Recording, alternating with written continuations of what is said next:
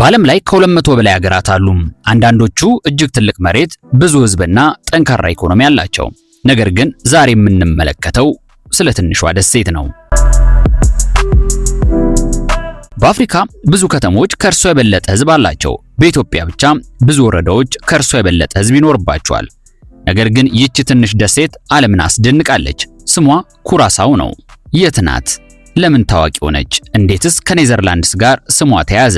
ለምን በ26ቱ የዓለም ዋንጫ ትልቅ ትኩረትን ሳበች?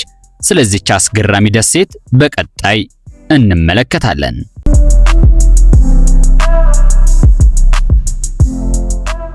የኩራሳው አቀማመጥ ካርታውን ተመልከቱ። ደቡብ አሜሪካን ካገኛችሁ በኋላ ቬንዙዌላን ፈልጉ። ከቬንዙዌላ በስተሰሜን በካሪቢያን ባህር ላይ ትንሽ ደሴት ትታያለች። እርሷ ኩራሳው ናት። የመሬቷ ስፋት 444 ካሬ ኪሎ ሜትር ብቻ ነው። ይህ ማለት ከብዙ የኢትዮጵያ ወረዳዎች እንኳን ትንሽ ናት ማለት ነው። ነገር ግን በውበትና በታሪክ ትልቅ ማንነት አላት።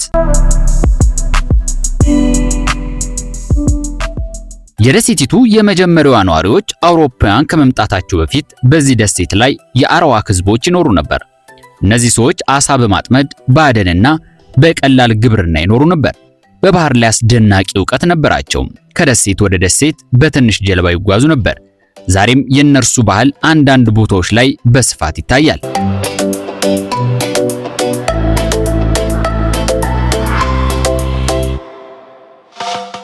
ነገር ግን ስፔን ወደ ኩራሳው በ1499 ዓመተ ምህረት ስትደርስ አውሮፓ አዲስ መሬቶች ፍለጋ ላይ ነበረች።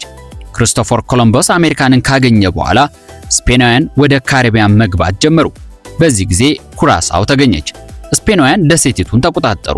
ነገር ግን በወቅቱ ወርቅ ወይም ሌላ ሀብት ባለማግኘታቸው ብዙ ትኩረት ሳይሰጧት ጥለዋት ወጡ።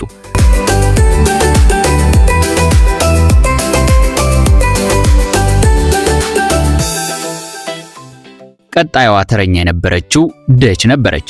በ1634 ዓመተ ምህረት የባህር ኃይሏ ደሴቲቱን ከስፔን ተረክቦ ተቆጣጠረ። ይህ የኩራሳው ታሪክ ትልቅ ለውጥ ነበረ። ደቾች ደሴቲቱን የንግድ ማዕከል አደረጓት። መርከቦች ከአውሮፓ፣ ከአፍሪካና ከአሜሪካም ይመጡ ጀመረ።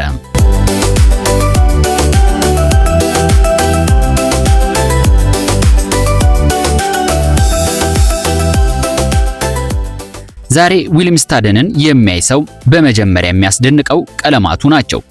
ቢጫ፣ ሰማያዊ፣ ቀይ፣ አረንጓዴ፣ ብርቱካናማ። በእነዚህ ቀለማት ያሸበረቀችው ከተማ እንደ ስዕል የተዋበች ናት።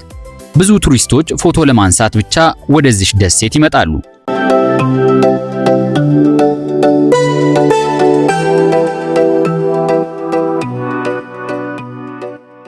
ኩራሳው ላይ ብዙ ሰዎች ከ4 በላይ ቋንቋዎች ይናገራሉ።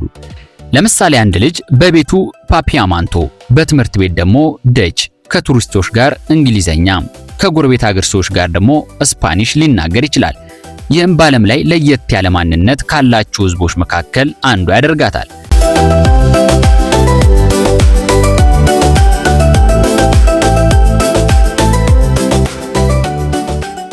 የባህር ዳርቻዎቿ ጥልል ባለ ሰማያዊ ውሃ ይታወቃል። ውሃው እስከ ታች ድረስ ኩልል ብሎ ይታያል።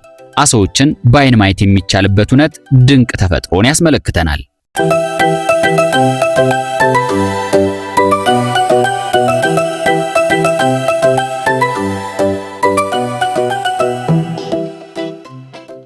በዓመት በሚሊዮን የሚቆጠሩ ቱሪስቶች ይመጣሉ። አንዳንዶች ለመዋኘት፣ ሌሎቹ ደግሞ ለፎቶግራፍ። ይህ የኢኮኖሚዋ ዋነኛና ትልቅ ገቢ ነው። ኩራሳው ታዋቂ የሆነችው በቱሪዝም ብቻ አይደለም። በቅርብ ዓመታት በእግር ኳስ ዓለምም አስደናቂ ነገር ፈጽማለች።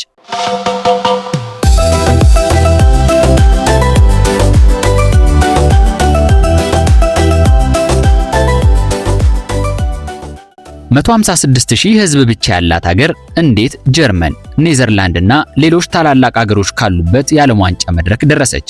ስለ ኩራሳው ታሪክ፣ የመሬት አቀማመጥ፣ ባህልና የቱሪዝም ውበታ ተመልክተናል። አሁን ደግሞ ስለ ሌላኛው አስገራሚ ነገር እንመለከታለን።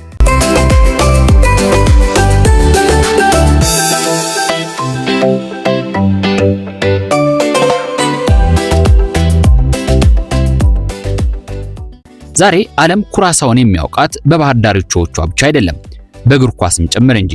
ኩራሳው እግር ኳስ እንዴት ተጀመረ? በ1900ዎቹ መጀመሪያ ላይ የኔዘርላንድስ መርከበኞችና ንግድ ሰዎች እግር ኳስን ወደ ደሴቲቱ አመጡ። በፍጥነትም ተወዳጅ ሆነ። ልጆች በአሸዋ ሜዳዎች ላይ ይጫወቱ ጀመር። በዚያ ጊዜ ማንም አንድ ቀን ኩራሳው ዓለም ዋንጫ ትደርሳለች ብሎ አልጠበቀም። ትንሽ ህዝብ፣ ትልቅ እርሜ ያላት ሀገር፣ 156000 ሰዎች ብቻ ያሉባት ኩራሳዋ።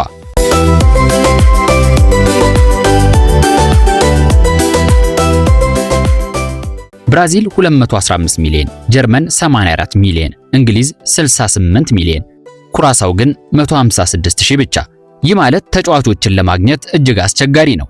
ነገር ግን አንድ ትልቅ እድል ነበራት። ከኔዘርላንድ ጋር ያላት ግንኙነት ብዙ የኩራሳው ዜጎች በኔዘርላንድ እንዲኖሩ አድርጓቸዋል። ብዙ ልጆችን በኔዘርላንድ ይወለዳሉ። እነዚህ ልጆች ከፍተኛ የአውሮፓ አካዳሚ ክለቦች ውስጥ ይሰለጥናሉ። አንዳንዶች ለኔዘርላንድ የሚጫወቱ ሲሆን ጥቂት የማይባሉት ግን የኩራሳውን ማሊያ መርጠው ለትንሿ ሀገር ይጫወታሉ።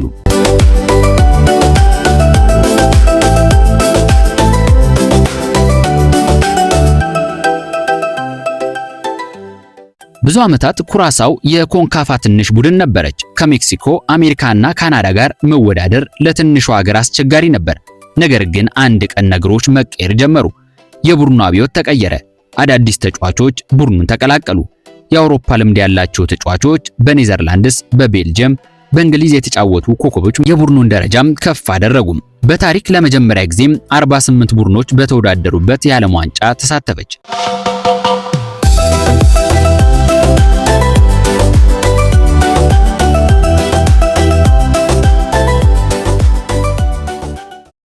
ብዙ ሰዎች ኩራሳውን ሲያዩ በባህር ዳርቻዎቿና በቀለማት የተሞሉ ሕንፃዎቿ ብቻ ያስቧታል። ነገር ግን ይህች ትንሽ ደሴት በካሪቢያን ክልል ካሉ በጣም የተሻለ ኢኮኖሚ ካላቸው ሀገሮች መካከል አንዷ ናት። የኩራሳው ኢኮኖሚ በዋናነት ቱሪዝም ሲሆን በየዓመቱ በሚሊዮን የሚቆጠሩ ጎብኚዎች ወደ ኩራሳው ይመጣሉ። አንዳንዶቹ ከአሜሪካ፣ አንዳንዶቹ ከኔዘርላንድ፣ ሌሎች ደግሞ ከጀርመን፣ ካናዳና ከደቡብ አሜሪካ ይመጣሉ። እነዚህ ቱሪስቶች በሆቴሎች፣ በምግብ ቤቶች፣ በታክሲዎችና ለግብይት ብዙ ገንዘብ ያወጣሉ። ይህም ለትንሿ ሀገር ትልቅ ገቢ ነው።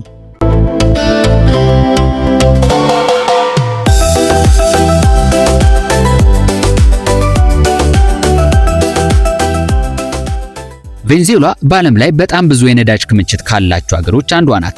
ኩራሳው ከቬንዙዌላ በጣም ቅርብ ስለሆነች ለብዙ ዓመታት የነዳጅ ማጣሪያ ማዕከል ነበረች። ይህም ለደሴቲቱ ብዙ ስራዎችንና ገቢን ፈጥሯል።